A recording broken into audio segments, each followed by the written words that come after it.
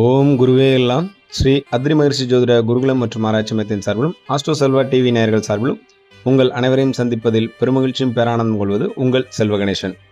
இன்று நாம் பார்க்க இருக்கக்கூடிய தலைப்பானது குரோதி வருஷத்திய கிரக சஞ்சார பலன்களில் ஆவணி மாதத்தின் பொது பலன்களை பற்றி பார்க்க இருக்கின்றோம்.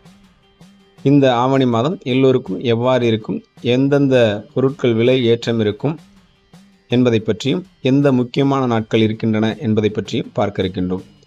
ஆக பதிவினை முழுமையாக பார்த்து பயன்பெறுமாறு கேட்டுக்கொள்கின்றேன். இதுபோன்ற ஆன்மீக மற்றும் ஜோதிட பதிவுகள் தங்களுக்கு உடனுக்குடன் வந்து தெரிந்து கொள்ள எங்களுடைய ஆஸ்ட்ரோ செல்வா டிவி சேனலை சப்ஸ்கிரைப் செய்து கொள்ளுங்கள். அருகில் இருக்கக்கூடிய பெல் பட்டனை கிளிக் செய்து கொள்ளுங்கள். இந்த பதிவுகள் உங்கள் நண்பர்கள் மற்றும் உறவினர்களுக்கு மிகவும் பயனுள்ளதாக இருக்கும் பட்சத்தில் அதை அவர்களுக்கு ஷேர் செய்து கொள்ளுங்கள். வாருங்கள் பதிவுகளுக்குள் செல்வோம். குரோதி வருஷத்திய ஆவணி மாதம். இந்த குரோதி வருஷத்திய ஆவணி மாதம் என்றாலே நமக்கு முதலில் ஞாபகம் வருவது விநாயகர் சதுர்த்தி. இந்த விநாயகர் சதுர்த்தி இந்த மாதத்தில் இருக்கக்கூடிய மிகச்சிறந்த சிறப்பு திருநாளாக கருதப்படுகின்றது. மேலும் இந்த ஆவணி மாதத்தில் சூரியன் சிம்மத்தில் ஆட்சி வருகின்றார். புதன் சிம்மத்தில் வக்ரம் பெற்ற நிலையில் இருக்கின்றார். சுக்கிர பகவான் அதே சிம்மத்தில் இருக்கின்றார். கேது பகவான் கன்னிராசியிலும், சனி பகவான் கும்பராசியிலும், ராகு பகவான் மீனராசியிலும், செவ்வாய் குரு பகவான் ரிஷபராசியிலும் இருந்து சஞ்சாரம் செய்கின்றார்கள். ஆக இதன் அடிப்படையில் இந்த ஆவணி மாதம் தொழில் வளர்ச்சி நன்றாக இருக்கும். அரசியல்வாதிகளுக்குள் சிறு சிறு குழப்பங்கள் மற்றும் சண்டைகள் அதிகமாகும். தங்கம் மற்றும் வெள்ளி நகைகள் விலைகள் எதிர்பாராமல் விலைகள் குறையும். காய்கறி விலைகள் நன்றாக ஏறும்.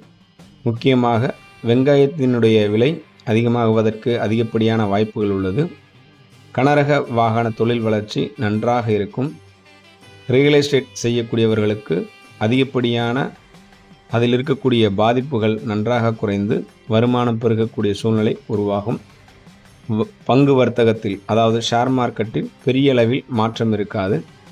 இம்மாதம் இந்த ஆவணி மாதத்தில் 3ஆம் தேதி ரிக் யஜுர் உபகர்மா அன்று பூணூல் மாற்றிக்கொண்டு பிரம்ம யக்னம், தேவரிஷி, காண்டரிஷி, பித்ரு தர்ப்பணம் ஆகியவை செய்வதற்கு மிக உகந்த நாளாக கருதப்படுகின்றது.